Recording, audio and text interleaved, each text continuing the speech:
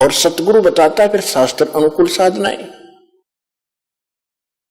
तो जब तक हमें शास्त्र अनुकूल साधना नहीं मिलती है और हमें कुछ राहत कहीं से हम महसूस कर रहे हैं किसी देव ईष्ट या संत के खेमे में जाकर, उनके पास जाकर के, या किसी मंत्री मुख्यमंत्री या किसी अन्य अधिकारी से या किसी सेठ फैक्ट्री मालिक से, हम ये सोचते हैं कि इसने हमें कुछ राहत दे दी, तो वो हमारी एक सांसारिक सोच थी। ये सब कुछ परमात्मा व्यवस्था करते हैं, उन्हीं के लिए करते हैं जिनके पूर्व संस्कार पिछले जन्म जन्मांतर के कोई शुभ संस्कार हैं और वो पहले निर्धारित होते हैं। ऐसे सर्कमस्टांस बनाता है परमात्मा कि फिर उन्हीं को वो सुविधाएं प्राप्त होती है, अन्य को नहीं होती। तो राजा लोग भी जिस शक्ति की आस करते हैं तो वो कितनी प्रबल और कितनी सुखदाई, अर्थात वो सभी काम हमारे सर्व काज करने वाली वो पावर है। इसलिए उसकी खोज राजा लोग भी राज त्याग कर भी किया करते थे। दुर्भाग्य ये रहा कि उनको सतगुरु नहीं मिले, मार्ग नहीं मिला, परमात्मा के पाने की विधि नहीं मिली। एक सिंपल, एक आम कहावत हम सुना करते थे, गांव पर प्रचलित थी हमारे यहां, कि एक राजा का मित्र था कोई किसान। राजा कहीं शिकार में गया हुआ था, जिस बकवाद करने जाते ही है राजा लोग, जब इनको सुख हो जाता है तो भगवान छोड़कर बकवादे करते हैं।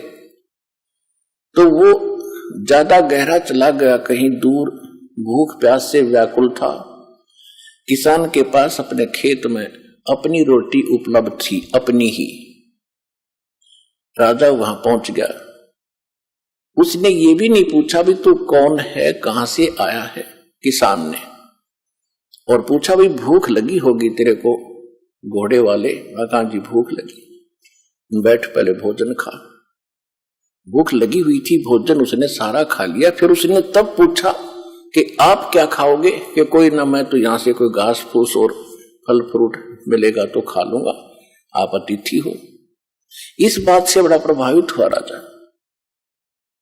तो राजा ने कहा भाई तेरा नाम क्या है? ये नाम है, ये मेरा गांव है। फिर उसने बताया कि अभी मैं राजा हूं इस नगरी का, जिस क्षेत्र में तेरा गांव पड़ता है, और तुझे कभी कोई आपत्ति आवत मेरे पास आ जाना।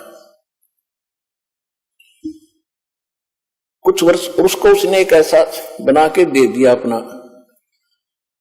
ऐसा कोई आइडेंटिटी उसको बनाकर दे दी कि तेरे को कोई नहीं रोकेगा, कभी आ जाना मेरे राजमहल तक, यानी मेरी रेजिडेंस तक भी आ जाना। तो इतना प्रभावित हुआ राजा उस किसान के इस बात को देखकर के अपने मुंह से रोटी निकाल कर अतिथि को दे दी।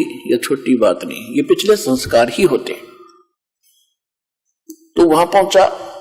एक दिन उसको कोई बात याद आ गई कि अभी राजा से मिलकर आते हैं। कुछ सूखा गिर गया था, वो सूखा तो फिर सारी नगरी में गिर रहा था। राजा था, जब वो पहुंचा, राजा मुसलमान था, बाहर बैठा अपना कोई नमाज कर रहा था, और वो सीधा ही पहुंच गया। वो दिखा करके वो पासपोर्ट राजा वाला, तो वो कहने लगे, जो सेवादार थे, नौकर थे, कि यहां बैठो भाई, राजा अपनी कुछ क्रिया कर रहा, उसके बाद बात करेंगे। वो सामने देख रहा था कि राजा क्या कर रहा है। जब राजा खड़ा हुआ, कुशल मंगल पूछा, तो उसने पूछा किसान ने कि पहले ये बताओ आप ये क्या कर रहे थे। राजा ने कहा कि मैं भगवान से, अल्लाह से अपने राज्य में, अपने घर में सुख की कामना कर रहा था। अकाल गिर गया है, इसके लिए दुआ मांग रहा था। तो किसान कहने लगे, अच्छा, मैं तो भिखारी के पास आ गया भाई, उससे तो मैं न मांग लूंगा अपने घर पे, फिर तेरे से क्या जरूरत है मुझे मांगने की। राजा भी उसी दुख में दुखी और मैं भी वही दुखी, मांगना किसी देने वाला कोई और है, उसको हम भूल गए। तो सतलोक आश्रम बरवाला, जिला हिसार, हरियाणा में यही याद दिलाई जाती है कि संसारिक लोगों से तुम जो राहत मांगते हो, ये आपकी अध्यात्म ज्ञानहीनता है।